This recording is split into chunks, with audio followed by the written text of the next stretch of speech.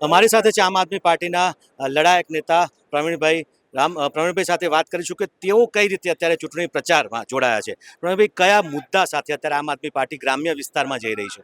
જો સૌથી મહત્વનો મુદ્દો ખેડૂતોનો મુદ્દો છે.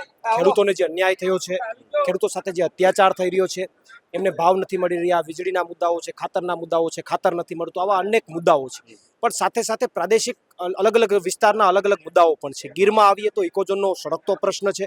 તો આ તમામ મુદ્દાઓને લઈને અમે ખેડૂતોની વચ્ચે જઈ રહ્યા છે અને આ ચૂંટણીની અંદર ચોક્કસથી ગુજરાતના ખેડૂતો એ આમ આદમી પાર્ટી તરફ મત આપશે અને ભાજપ જે છે એને ક્યાંક ને ક્યાંક બહાર મોકલવાનું કામ કરશે.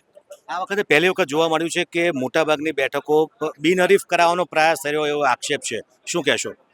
જો ભાજપે લોકશાહીનું હનન કરવાનું અને લોકશાહીની હત્યા કરવાનું ખુલ્લેઆમ કામ કર્યું છે આ ચૂંટણીની અંદર.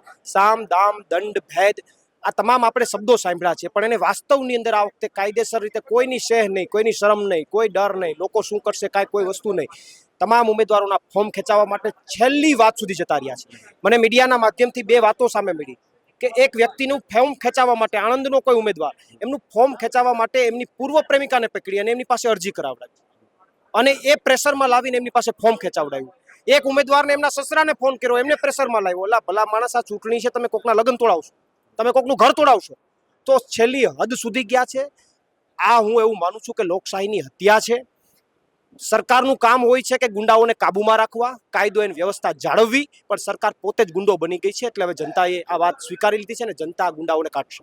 ઓકે, તમે કહો છો જનતા કાઢશે, પરંતુ આમ આદમી પાર્ટીને લોકો મત કેમ આપે, એવું કયું કારણ? આમ આદમી પાર્ટીને મત ગુજરાતના લોકો એટલા માટે આપશે કે આમ આદમી પાર્ટી ગુજરાતના લોકો માટે લડી રહી છે, ગુજરાતના ખેડૂતો માટે લડાઈ આપી રહી છે, ગુજરાતના યુવાનો માટે લડાઈ લડી રહી છે.